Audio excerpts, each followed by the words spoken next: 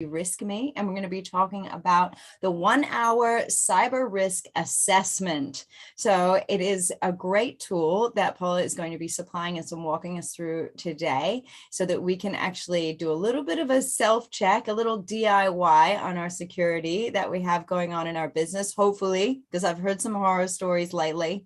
And and then moving on from there and applying some of these things. So welcome to Tuesday, because it's a short week. And for those of you who are joining us on socials, please use the comment section or your chat function or the Q&A function if you're here with us on Zoom to have a chat with Paula and I. Please ask questions if you have them. We're happy to answer them. If you think of something after this session and you'd like to reach out to Paula, she's got her contact details coming up, but you can also contact support@digitalboost.co.nz. We're here to help. So thanks, Paula. Thanks so much for joining us. Marina and Amari, it's always a pleasure to see you. I'm really looking forward to our session this morning. And, obviously it's school holidays and a couple of long weekends in, so it's great to see people here online. So let's just jump straight into it. So I hope that we can make this morning's session really nice and practical. So I'll just share my screen for you. And, what we're going to work on today is really how can we, in 60 minutes, so just one short hour, actually undertake a cyber risk assessment. One of the things I find when I, speak with people is that it feels like it's such a big and overwhelming task. So what I've tried to do is pull together a very, very simple template, and we'll share that in the session so people can jump straight into it, where you can actually start to assess your own cyber risk. And obviously, the purpose of that is so that you can then put your own action plan together. And we do have a follow-up session where we're going to talk about the action plan in more detail. But for today, we're going to focus on assessing that cyber risk and what sorts of things you need to be considering. So let's just jump straight in. So we're going to talk about, what is risk in this context? And I'm going to give you a couple of things that are really important from a cybersecurity perspective. One of them is the CIA triangle, so not that big organization out of the United States, something different. And then we're going to talk about risk management as we can apply it in our businesses without getting into huge risk management frameworks, which can be really overwhelming and require whole teams of people to manage and implement. And of course, I always like to share good resources. In fact, in this space, there's not really a need for necessarily new resources. There's so much out there. It's really just a question of editing and curating. So I try to provide some useful tools for people. And the approach today is pragmatic, action-oriented, and non-technical. We're just going to jump into what anybody can do. So if you're able to use the tools for your business, like your devices, etc., then the session is going to be for you. So let's just think, first of all, about risk and what does it mean? So I've just got a couple of different dictionary definitions here. And, I thought it would be useful to start with this. So risk something is to put something valuable or important in a dangerous situation in which it could be lost or damaged. So I'm pretty sure that whoever wrote this definition for this dictionary wasn't thinking about cybersecurity. But as you can see, when we think about the sorts of things that we have in our business, whether it's data, whatever those systems are that are critical to running our business, this could absolutely apply. And the second one I included because it talks about the possibility of loss or injury or other adverse or unwelcome circumstances. So that's useful because lots of different things can go wrong from a cyber perspective. We often think about financial loss, but there are other types of issues that can be equally significant. And the last one I put in because really this is kind of cuts to the crux of what we're all about here. Risk is the possibility of something bad happening. And one of the things from a cyber perspective is it's really tricky to know what sorts of risks are out there. So when we talk about the approach, we'll jump into why that's important. But, there are so many possibilities. So what we need to do, and this is why I've developed this 60-minute concept, is try to maximize the time that we have, do something, get started, and know that we probably can't cover every single possibility. Things will continue to change and evolve. But what I found through speaking with a lot of businesses is that because it is such a big and overwhelming area, it's really hard to get started. So this is really about getting going. So I mentioned the CIA triangle. So it relates to maintaining confidentiality, integrity, and availability.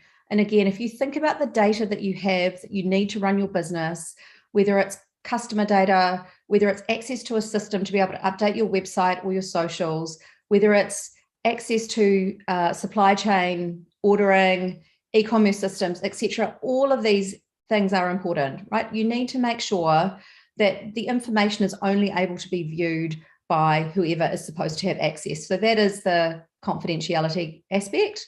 The integrity aspect is equally important. It has to be, the information has to be correct.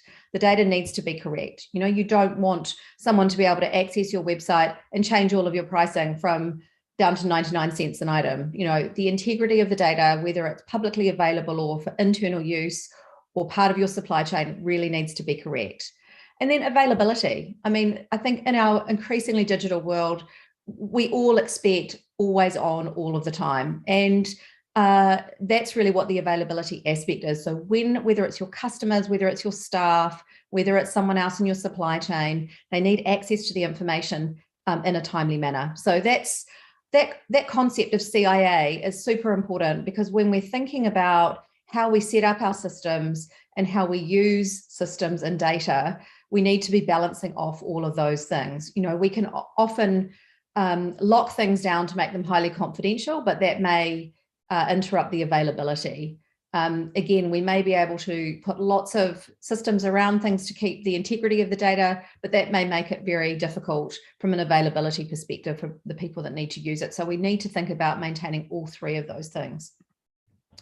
So risk management, you know, we often think about this in lots of different contexts. And if you're running a business, you are managing risk all day, every day, without even thinking about it. So, you know, I don't think calling it risk management is necessarily the most important thing. What's important is thinking about what does that cover and what are we trying to achieve? So in risk management, we often think about 4 different ways of managing risk: accepting the risk, avoiding the risk, transferring the risk, and mitigating the risk. And from a cybersecurity perspective, I think we want to focus on the 2 things in bold. We really want to try to avoid coming into contact with these risks as much as we can, and we want to mitigate the impact of those risks if they were to occur. So I can't think of very many examples where we have control over things that we would just accept. The one kind of exception to that in a cybersecurity perspective is when we're working with third-party companies, whether it's cloud providers, whether it's other people in our supply chain, we are to a certain extent accepting the risk associated with that because we have very little control. We can obviously ask questions when we sign contracts and do these sorts of things, but to a large extent, when you're working with another company, you are accepting a little bit of risk there. And in some cases, a big risk. So you don't have access to what's going on under the hood in their organization. So there is a challenge there. Transferring risk, again, that might be one of the reasons that you do outsource things and you put things into the cloud, but it's one of the areas where I think it's more important to think about mitigation, not just transferring, because, you know, a lot of people say to me, is the cloud secure? And the answer, like so many things in cyber, is it depends.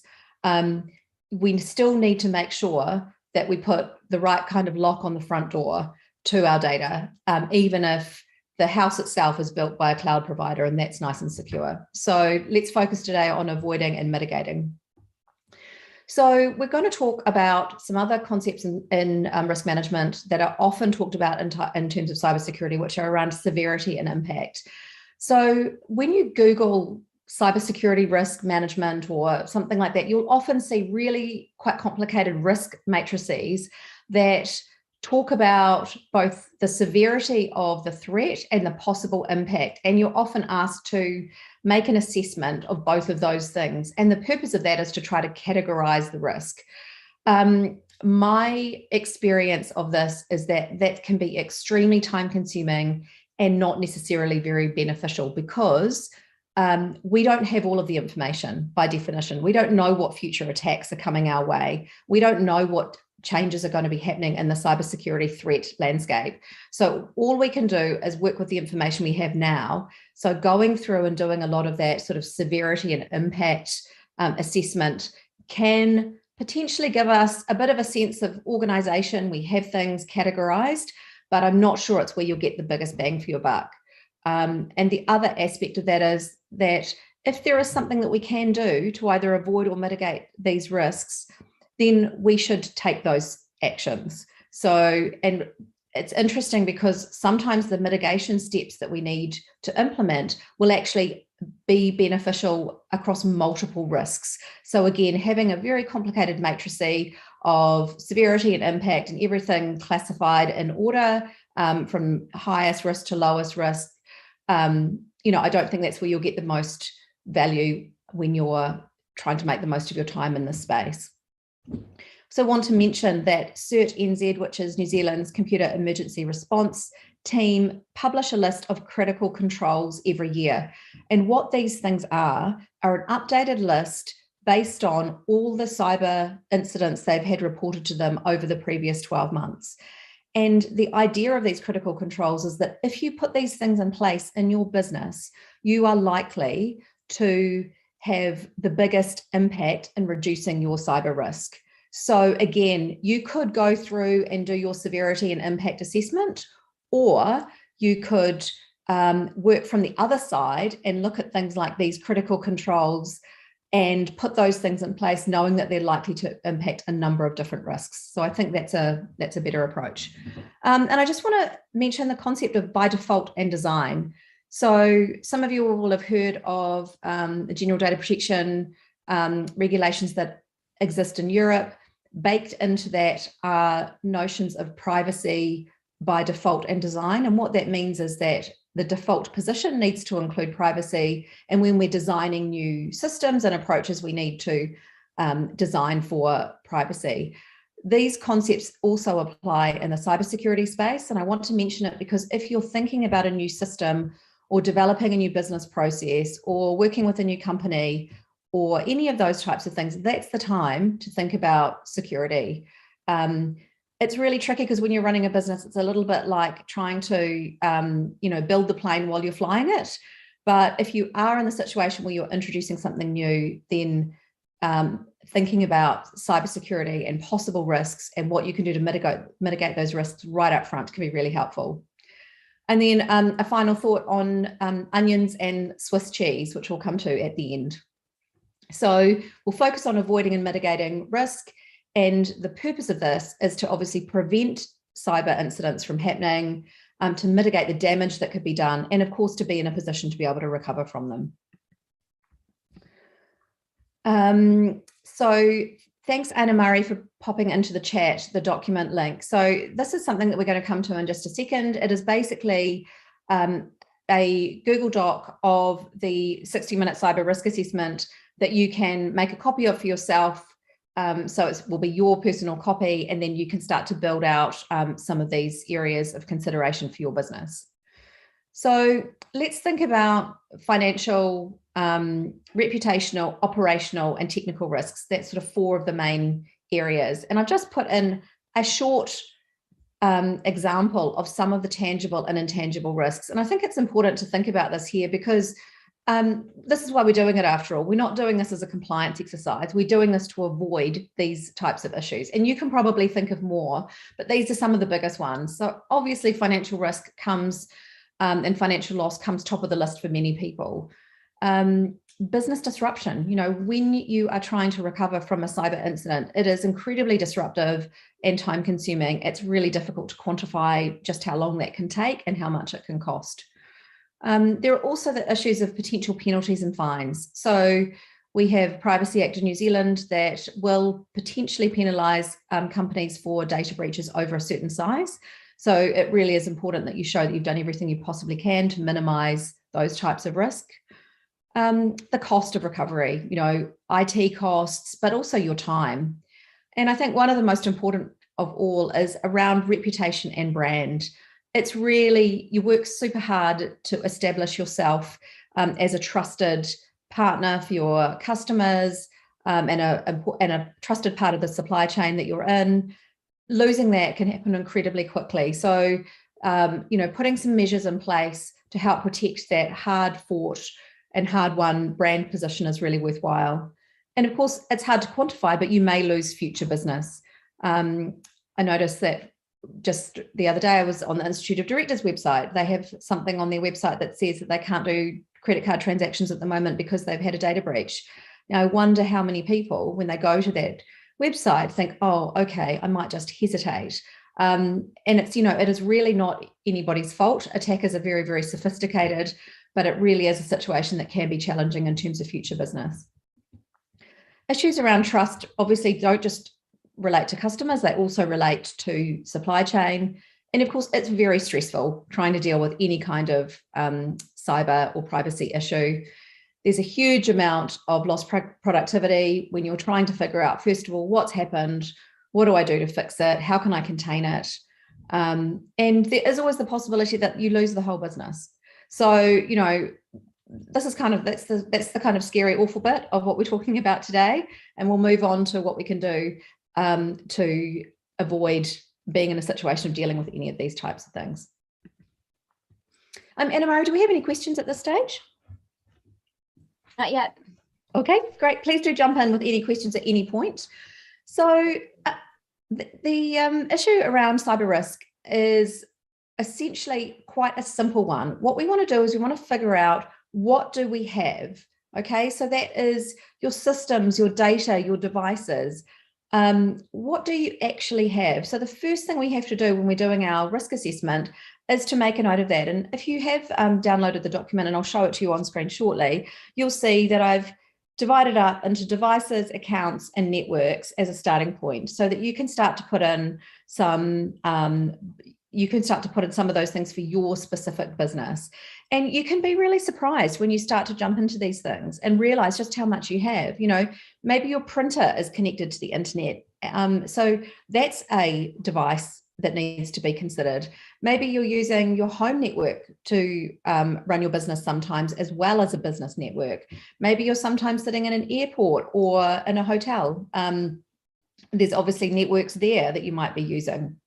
You might be doing things on your phone or tablet when you're out remotely using, a 4G network. So there's lots and lots of different things. And in terms of the data that we have, obviously customer data is critical, but it could be all sorts of things. It could be the IP that you've developed for your business. It could be the relationships that you have with other organizations that you work with, and how that relationship is managed may all be happening online. So, those types of things would fall under accounts. Now, then it's about thinking about what sorts of things can go wrong. And it could be things that could go wrong across systems, data, devices, networks, any of those things. So that's where I want you to think about this confidentiality, integrity, availability triangle, because this is a good way to actually think about what things can get in the way of these types of important access points. And then we want to think about the business impact. And we're going to talk a bit about this in terms of severity and impact, not so that you can categorize it necessarily in order, but just what sorts of things can go wrong. And then you want to come up with your own action plan to be able to mitigate and potentially avoid risks. And that's where things like CERT's critical controls can be really helpful to you as well. So let's jump in to the document and I'll talk you through it. So basically what we have here is devices, accounts, and networks. So basically, and you can configure this in a way that's useful for you. This is the way that often it's really helpful for people to start to break things down, but you can get as granular as you like. But what you're trying to do here is you're trying to capture what you have. You're trying to keep track of, so if you're in an office, you might want to have a walk around and think, oh, okay, yep, there's these devices we use, this laptop when we're doing presentations in this room, and that's connected to the internet. This is what we, this is how we do our printing, that's connected to the internet. We've got this network, we've got a guest network, etc. And then accounts might be things like Xero for managing your accounting software. It could be, you might use G Suite for your business, or you might use Office 365. You're likely to have internet banking and have email services. You have all sorts of different things. And, sometimes we use YouTube in the office, or we might do other types of things for streaming, maybe LinkedIn Learning. There's all sorts of possible accounts. And so please do jump in and think about all of those accounts. Another one that's probably really important is your socials. Also related to that could be managing your website. So lots and lots of accounts when you start to pull this all together. And then networks I talked a little bit about before. So what do you have here in terms of your networks? You've obviously got the network you use in your office, home, and anywhere remote, as well as mobile. So there could be multiple networks that you're accessing at any given time. And then the next thing to think about here, and this is why I've given you a bit more space here, is the risks and the mitigations, right? So that's really at the heart of this. So the risks are the kinds of things that could go wrong, both in terms of the types of risks that are out there in terms of cybersecurity risks. So things like phishing are really big at the moment, ransomware, various types of hacks. But the other things that you could put in the risk side would be things that fall under that CIO triangle. So things like access to customer data, or somebody taking over your social accounts or taking over your website. So those are the sorts of things that are risks. They could be things that could happen to you, or they could be things that could happen to your data. And then you want to jump in and think about what types of mitigations. And the reason I put these two things side by side is I want you to think about the fact that often the mitigations may have a beneficial aspect for multiple types of risks. So just, and I've just put these grayed out examples in, obviously just to get you started. And if you think about things like on the left-hand side in terms of risk, where we've got phishing and hacking, secure passwords and two-factor authentication would be helpful mitigation or avoidance for both of those things. So just to recap, phishing is where maybe you click on a link and you're directed to a site that looks like a legitimate site. You log in with your username and password, but it's not actually the genuine site. So maybe you've received an email that says it's from, one of your providers that looks legitimate. Now, if you have a second factor of authentication, which is that you need to use something additional to just your username and password to log in, then that will mean even if you have inadvertently entered your username and password on a site that's not legitimate, the next time the person who has those details tries to use it without that second factor of authentication, they will not be able to access your account. So it's a super, super important way of keeping your account safe. So that's where I want you to think about and just start to list some of those things. And then what you'll want to do after that is to move on to some of the your own action plan, basically. So I've put some things in here that I think are the minimums for everybody. And again, this is another reason that I don't think coming up with the risk matrix that classifies everything in order is necessarily the most important thing you can do, because if you're running a business, you need to do all of these things. These are basically your kind of baseline minimums. So I've got the links following on in the document for CERT's 2022 critical controls, and these are updated every year. There's only 10 of them. They often repeat. Spoiler alert, things like passwords and multi-factor authentication always feature very, very high. But use of a password manager is really important. So that means that you'd have a unique password for every single account. You would have the password manager would either generate a very long random password for you, or you can create your own using 4 random words. And you update this in a priority order. So you start with your most important business accounts. You need to be adding two-factor authentication and multi-factor authentication to all of your priority accounts. And you need to be reviewing the security and privacy settings of all of the services that you use. So just going back to my house analogy, you might go to Azure, or you might go to AWS for hosting of different pockets of your data, because they're very big and you think they're going to have really robust security settings, and they do, but you're still responsible for some of your own security and privacy settings. The same with your website, the same with your social accounts. So don't assume that the defaults are going to be what you need. Go in and strengthen those things as much as you can. And in that security and privacy setup, that's usually where you can set up two-factor authentication or multi-factor authentication, which is the same thing with a different name. Now, businesses really need to think about backups.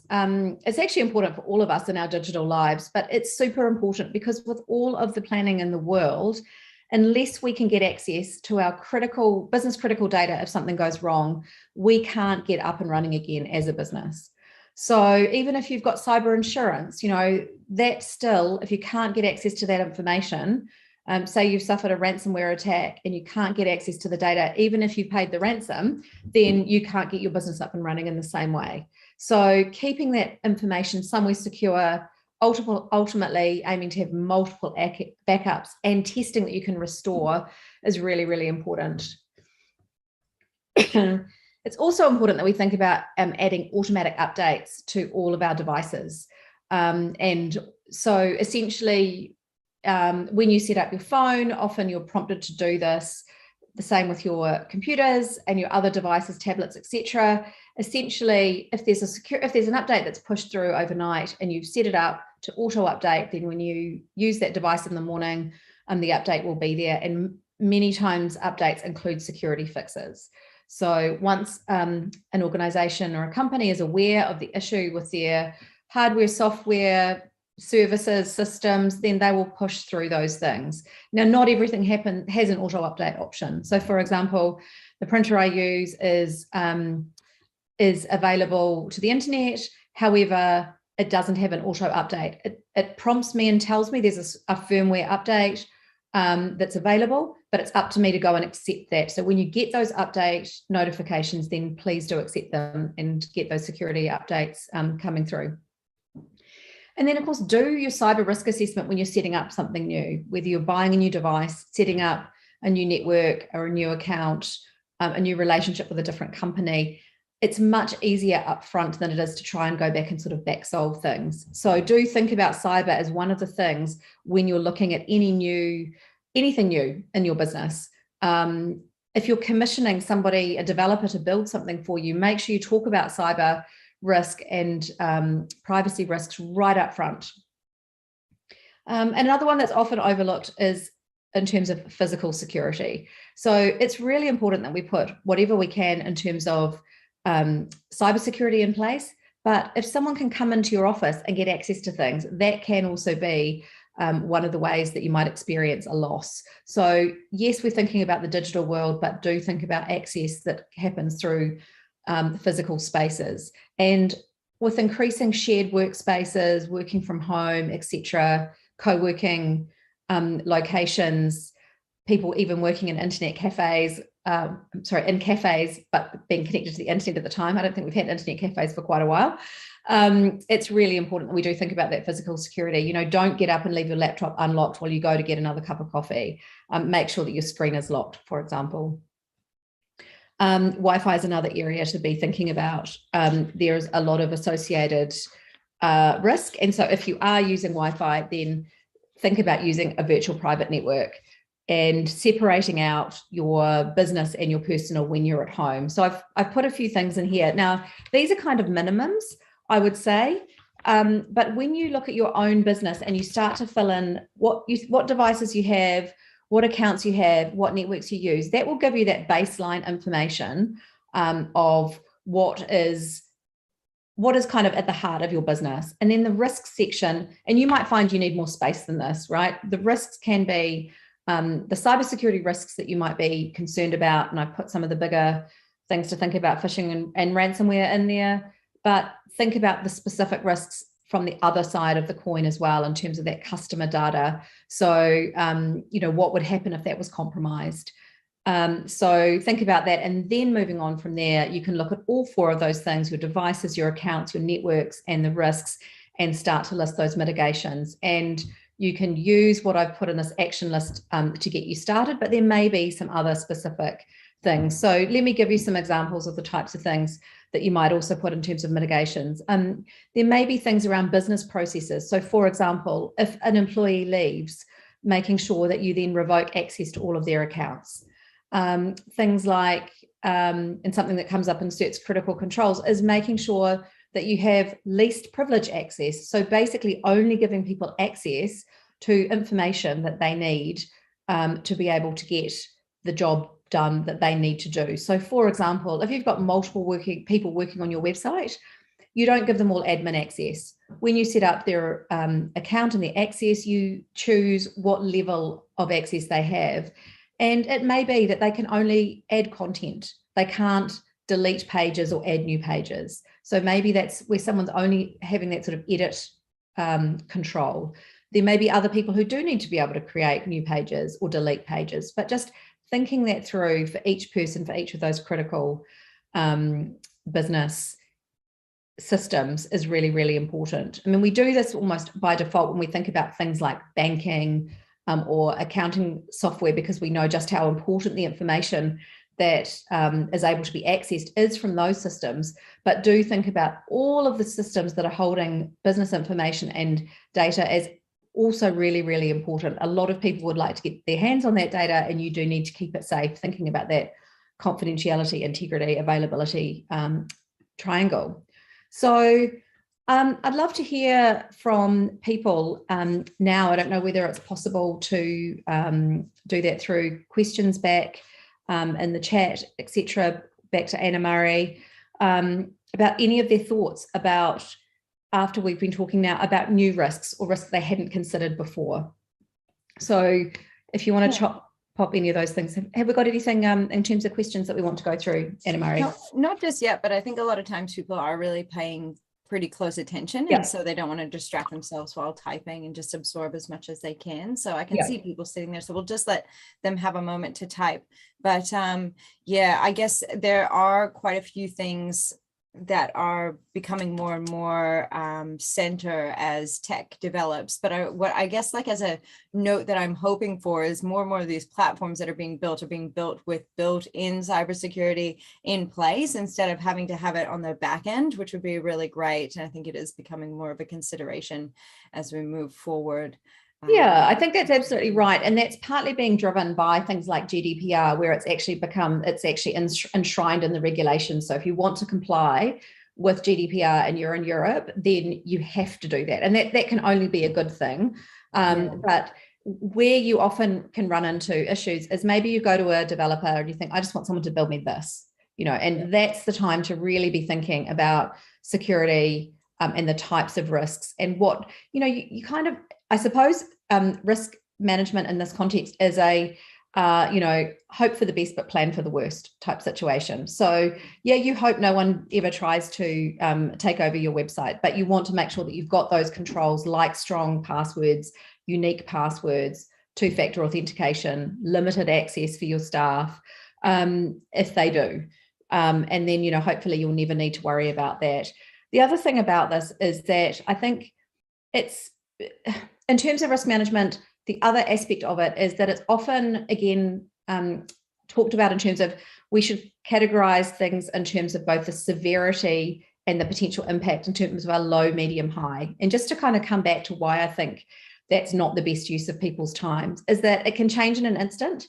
And we simply don't know. If somebody takes over your web server, for example, and has access to your website, you may be able to recover it in an hour, and because you've got a backup option to get access, and you may be able to, it may not have resulted in many lost sales, and maybe none of your customers have seen it because it happened in the middle of the night. And so you could say, in that case, impact and severity is really, really low, or you may never be able to get it back, in which case it's pretty catastrophic. So again, we're trying to assess risk based on really incomplete information. So that's why I suggest, just skipping the part about what that matrix would look like, and actually thinking from a very human perspective about the types of things that could go wrong, and then jumping straight to, well, what do we do to reduce those risks? And, like I say, if you add, for example, two-factor authentication and multi-factor authentication to all of your systems, then that's going to minimize a huge number of different types of cyber and privacy risks. right? So it's not a one-to-one relationship in terms of managing or mitigating or avoiding the risk. And I think that one of the things that I've learned listening to a lot of these chats was, we had a gentleman on a few weeks ago, probably about a month ago now, and he started off something really casually on the side, just writing blogs and things like that. And he ended up getting totally hacked. And what he realized was that because he wasn't, putting them in properly, I'm not really sure the terminology of it. And so it was stacking. And then he's had to rebuild a whole site, because when he eventually had a guy look at it, they just said, you know what, in reality, it'd be better start again, just to trash this and build a whole new site. So I think that a lot of times we do start off things quite casually, but make sure that you do put some thought into this. From what you're saying, and the way that I like that you convey messages about cybersecurity and about, cyber risk is it's not a scary thing. Just think about it from a human perspective and put some systems in place in order to prevent some of that risk, because we always think it won't happen to us, and I think that we are, and I don't know if this is a truth or not, but it seems like when I speak to people in different countries, certain countries, they experience a lot more fraud, online fraud, a lot more of that kind of stuff than we have experienced here in New Zealand. And possibly just due to our size, or I'm not sure, you might be able to speak on that, but I think that we don't think about it as much because we haven't experienced it as much. And that makes us a little bit more vulnerable to and susceptible because we just haven't had it in our, front of mind. Yeah, I think that's exactly right. I think the other thing is, though, that when you do start talking to people, it's amazing how many people have experienced some kind of breach, but often we don't talk about it because we're embarrassed. And some of the scams and some of the sort of fraudulent activities that happen, especially around things like investment scams or romance scams, for example, that can, people can lose a lot of money in those situations, but it's also a thing that they feel really, really embarrassed about, which they shouldn't, right? Because one of the challenges is that that cyber criminals, this is their full-time job. They are professionals, they are at the top of the game, and that is what they do, is they exist to get either access to, money or some other thing that has value. And the other thing we often do, I think, which I don't know whether it's a particular thing that sort of fits in with that very kind of relaxed Kiwi thing, is we just think, well, what do I have that's valuable? And so again, this is why I think it's quite useful to think about it from a very basic perspective in terms of what do I actually have, and do that kind of, here's the list of what I have. And then you start to see there's more than you think. The other thing in terms of thinking about the risks is that what may not seem valuable to you could be incredibly valuable to somebody else. So as you just described, that example of the person who was sort of doing something on the side, they had their blog posts, that does have value, right? The fact that this person had a good reputation online, reputation is worth a huge amount. So these are, so I think, again, thinking about not so much trying to identify every single specific possibility, but trying to think at a high level of, what do I have, what could go wrong, and then what can I put in place that hopefully mitigates a large number of things. And also, we're not all businesses are in a position to have IT support or to be able to pay somebody to do that. So there is a lot that you can do yourself. Now, if you've done all of this stuff and you're there, and you're also, working in a really high risk area, maybe it's around crypto or any of those types of things that are real sort of priority target areas, then you might want to go and get some additional support. But there's stuff that we can all do with no technical knowledge. And, I would always say, just get that baseline in place. Yeah, great advice. I'm just checking the other channels to make sure we haven't missed any questions, but it seems like we're all good, Paula. So okay, yeah, I don't know. Yeah, I've popped that that form that you guys can use across all the channels. So if you look in the chat, you'll be able to find it. And I will pop this onto deriskme.com into a dedicated digital boost page after this, so that anyone can find it again if they want to download it. The other thing is that just wanted to go through quickly that, CERT do have just a simple 2-page cybersecurity risk assessment for business, and it does touch on some of the things that we've talked about here in terms of, it's written again in quite a non-technical way. So it talks about what is a system, what sort of data might you be thinking about? So personal data, financial data, IP, etc. How do you identify threats and vulnerabilities? What risks do you think about? So again, it touches on confidentiality, integrity, and availability. And you'll see that when you talk about cybersecurity across the board. It's a really, really critical concept. So yeah, I think that might be a good place to start. And if anyone is looking for anything else, there are some other resources at the end here. So for example, Cyber Essentials Scheme in the UK does have a questionnaire that you can go through. It's a free online questionnaire, and it just helps you when you're starting to think about setting things up in your business, but it's more detailed. So, I would say start with that high level overview that, I think everybody can get done within an hour, and know what you have, and then keep it updated. So when you do add a new system, or when you do add a new relationship or something, go back and revisit it. And then when you think, okay, here's my list of mitigations. So the sorts of things we've got on this list in front of us at the moment, go through and you can prioritize them. I'm not expecting that you can do all of it immediately, but, say, okay, I've put password managers and two-factor authentication and multi-factor right at the top because it's one of the most important things that you can do. So get that set up. You might not be able to go through and check all your security and privacy settings today, but again, maybe set yourself half an hour once a week in your work day to just say, okay, I'm going to go through and now what can I look at? Because it is, unfortunately, cybersecurity is not really set and forget. It is one of those things that we do need to be thinking about on an ongoing basis. Yeah. So hopefully that's been great, Paula. There's some great tools for passwords, and we did a whole session together on passwords, and it was fantastic. So if you'd like to revisit that, just look up password. I'll actually find the link for you before we leave here today. But that session was really great. But one of the things that we chatted about on there was there's some great tools that you can use that can help you to assist with things, because we do have passwords for so many things. People start to get really average about their passwords. And I know that has been me in the past for sure, until it's been just drilled into my head from various IT guys, just like coming for me and my dodgy passwords. Someone just sent me great tips on that. Someone just sent me something of a TikToker basically saying, just hurry up and steal my identity already. I just can't be bothered, remembering one more password. And I think that we do really feel like that. However, obviously, when we are trying to put things back together again, it's incredibly time consuming. So again, like everything, take that pragmatic, action-oriented approach and start with what's most important. So that's why I've put here in terms of your priorities for your password manager, think about your banking, emails, social accounts, what you've got in the cloud, what other business critical systems are you using, and start with those. And then, when you move on to other things, you can add them into your password manager as you go. There is in that password session some really good tools around password managers in terms of figuring out what's best for you. So there's a site which is passwordmanager.com, and that has lots of really good information about which password manager.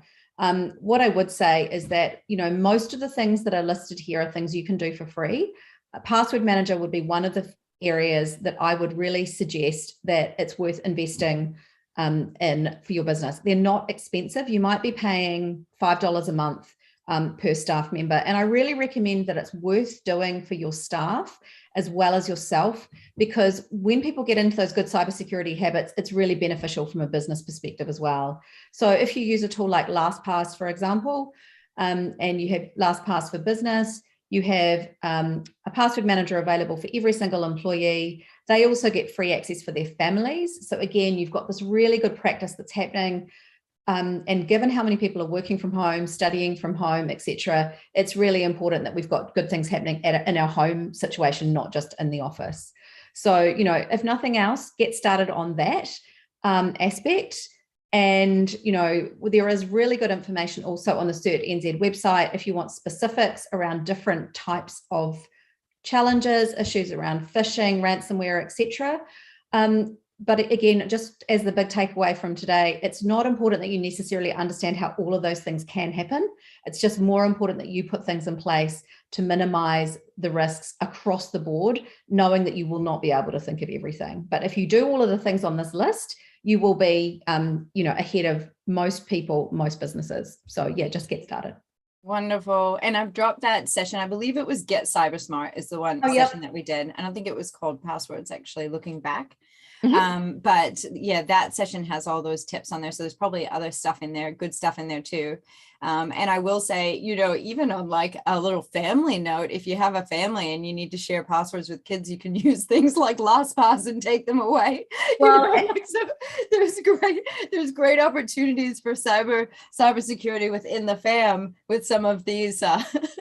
No, that's exactly right. But also when you think about that, getting them into those good sort of basic cyber hygiene habits early is really, really helpful. Otherwise, what you want to avoid is that they use their name and their date of birth as passwords. And that's the kind of thing that a lot of kids will default to, or, where they live, or, other things that are a little bit scary. So getting them into those good habits early on.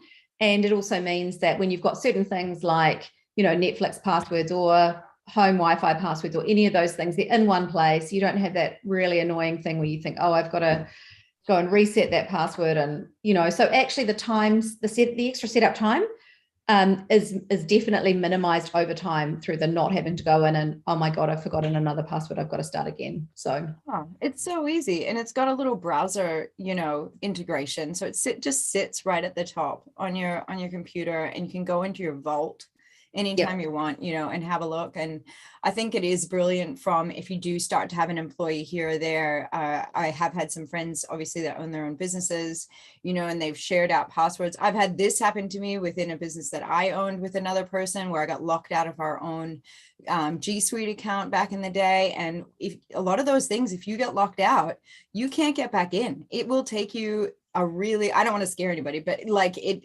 I am from an own personal perspective, like I couldn't get into a G Suite account, which I was paying for.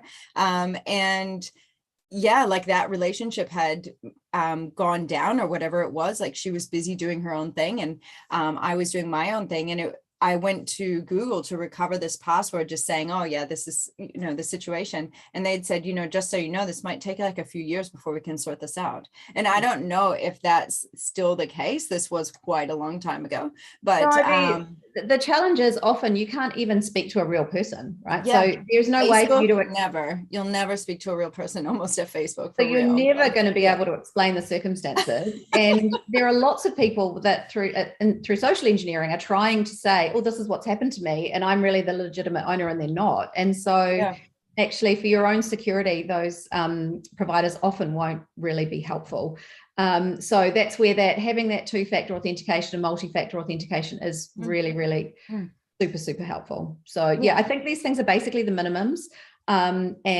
But do something, get started, and you can always go back and revisit. But just on your point there around sort of access to things, that's also where the physical security thing is also so important, because someone potentially comes across a device that's open, they can go in, often change the password, and then you're locked out. So again, thinking about where you take your devices and who can access them is a really important thing as well. Yeah, so stay cyber safe, guys. We'll be doing more definitely in close to Cyber Security Week, and I think we've got some more sessions ourselves. I'm just double checking the sites. I'm going to make sure we've got everybody. And yes, so we'll be doing some more. Do we have another session booked with you shortly? I feel like we've got one on the 17th of next month, and that's where we're going to go through the action plan in detail, right? So if anyone is going to come along to that session after today, then if you've already completed this device accounts, networks, and risks and mitigations, then we can go through and I can answer any questions also around some specifics in terms of actions that would be most helpful for people around specific challenges that they've got. But yeah, there's a lot that is there that's just available right now. So it would be great to hear from, 17th of May, great. So it would be great to hear from anybody next month about what they've already started to put in place. And good luck, everybody. Yeah, good luck. Have a good time with it. It's not necessarily, some people don't think cybersecurity is fun. Some people do. I've got friends, you do, I think, Paul, like I you're know. into You probably don't You're want to into sit next to me at a dinner party, talking about passwords. Well, I always have fun guests that come on here. I had a lady on last week and she was saying that when she goes to dinner parties, she's talking about, like, how are you managing your projects? Because that's what she does. And you must be there sitting there at the table saying, how are you managing your What's really funny? risks? I never asked that question, but it's really interesting because when you say what you do and, people, almost everybody volunteers, oh, I've really got to do something about my passwords. I'm like, well, yeah, you really do. And these really, so I'm often like, oh, try this tool, or here you go to passwordmanager.com, find out the one that's appropriate for you. Yeah. There are some free password managers out there as well, and some of them are fine. But again, to get the full functionality, it is something that you would probably want to pay for. And again, if you're concerned about keeping all your passwords in one place, and you think that might have a risk, again, passwordmanager.com can give you a good overview of how it works, that your passwords are encrypted. So even if someone was able to get into your password manager via the back end, then your data is encrypted. So again, when you set up your password manager, most important thing, don't use that password on anything else, and make sure you've got two-factor authentication set up for that as well. I'm just having a look for passwordmanager.com. There it is. Okay, so I'll pop a link for you guys in the chat really quickly. And I remember you talking to us about a special website that you could go to that you could see whether or not your email had been exposed. Yeah, this is really useful. So it's called haveibeenpawned.com. Yeah, that was it. Yeah, so it's developed by a security researcher called Troy Hunt, and what he does is all of the data breach information that is publicly available. So it's on the dark web. Sometimes it's just on the main internet. He puts it all together, and you can search for your own email address. So have you got the link there, Anna Marie? Yep. Yeah, fantastic. So haveibeenpawned.com. It is a legitimate site. You're not being asked for any information apart from your email address. And you can actually use, if you look on the top left of the site, there is a notify me option. So you can go and put in as many different email addresses. Many of us use multiple email addresses these days, and click the notify button. You'll get an email from them. You'll have to click on it to confirm that that is your email address. And then if your email is in a data breach, then you'll be notified. And that's really great because, like I said before, most of cybersecurity is not set and forget. You do need to keep on revisiting it. This is a really nice thing to have in the background. Now, if you see that your email has been in a breach, some of this goes back a long time. So, for example, LinkedIn had a huge breach in 2012. There's all sorts of things. When you go in and you see that, first thing, don't panic.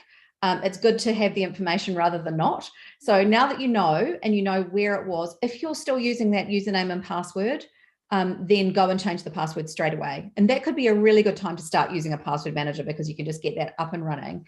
If you're using that password anywhere else, change it everywhere. And this is one of the reasons it's really important not to reuse passwords and to have a unique password, because when information is in a data breach, often attackers will just try that same combination of username and password in other sites. So this happened with Zoom last year before now, actually. Gosh, time's flying. And when everyone in the world, it seemed like, suddenly started using Zoom due to COVID and working from home, then a lot of people were just reusing their passwords from other sites. And so what attackers were able to do is to take that publicly available combination of username and password and try it in Zoom and actually get into lots of people's Zoom accounts. So no vulnerability on the Zoom side, just the fact that people were reusing their passwords. Interesting. And then there's a comment here from Scott Walters that says, I used LastPass. I had heard it had been compromised a few years ago. Yeah, so that's a really good point. And every bit of software, whether you're talking about, Amazon's AWS, whether you're talking about LastPass, whether you're talking about any bit of software, there's always the possibility of an attack. No passwords were compromised, but what I would say is that the way that LastPass dealt with it was really, really excellent. The information came out really quickly. They were able to address the issue really, really rapidly. So what a lot of organizations, including password managers and big companies like Apple, etc., do, they run programs called bug bounty programs. And so there are some people that make their whole living looking for vulnerabilities in software, and then they notify the company. They get paid more depending on how serious the vulnerability is. And then the company has a period of time to fix it before the information is made public. So that's really, really important, because when a vulnerability gets out into the world and no one knows about it, that's called a zero-day exploit. When that happens, then that can obviously be really risky. So it's really, really important to see how a company that you're working with, if they do experience an issue, how do they respond? You want them to communicate with their customers straight away and get on top of fixing the issue. But like I said, your information is held in an encrypted way in your password manager. If you're looking at a password manager that doesn't encrypt, then don't use them. But yeah, LastPass definitely do. And again, if you have got the information protected through multi-factor authentication, then even if your username and password is compromised, then it's not possible to get into LastPass. So I was a customer of LastPass when that happened, looked at it straight away, was happy to stay with them, haven't moved password manager. Yeah. Oh, good insights. Yeah, like I'm quite happy myself. I haven't been with them that long, but it's really stressed my life in the world of passwords. Passwords are a nightmare. They really are. But when you think about adding those extra things, the extra layer of protection, that means that your username and password on their own are not enough. That is the key to really making your password manager and your password management absolutely bulletproof. So what you want to do is, whether it's getting sent an SMS to your phone with a code from your bank, that's a common one that a lot of banks use. So while an SMS is not the most secure second factor, it's really easy. And again, banks are also thinking about this confidentiality, integrity, availability issue. And if they make it super hard to get into your account, then you're going to be frustrated and you can't access your information. So there's always some kind of balance there. It could be something sent to an authenticator app, a unique code on your phone. I use a physical key that's called a YubiKey that you plug into the USB slot on your phone, or you hold to your phone. And so again, even if someone was able to access my username and password, without that extra second factor, they can't do anything with it. Interesting. Yeah, what a great little bits of tips and tricks here from you, Paula. Thank you again for joining us here on Digital Boost. I've dropped all of the information into the chats across all platforms. Have a go at that. Have I been pawned? It's interesting to see what's happening with your own accounts, because we often don't think about that. Do look into those password things, but also just this plan, I think, is why we were here today to begin with. We squirreled off into like the land of passwords, but having a look at the risk that your business could possibly be in, or the potential for risk, and also thinking about, like, there's a lot of businesses that do certain things. I mean, if you're in the financial industry, or you're in like an industry with lots of data, people's data, that's very, make sure that you've got these things in place, because that could put your business in a very compromised position, and in quite a, there are lots of compliance rules that have shifted, and it is an area that the government and government bodies are looking at more and more to make sure that people comply, because so much is stored online. So just make sure that you're up to date with those things. Don't freak out, just put some steps in place.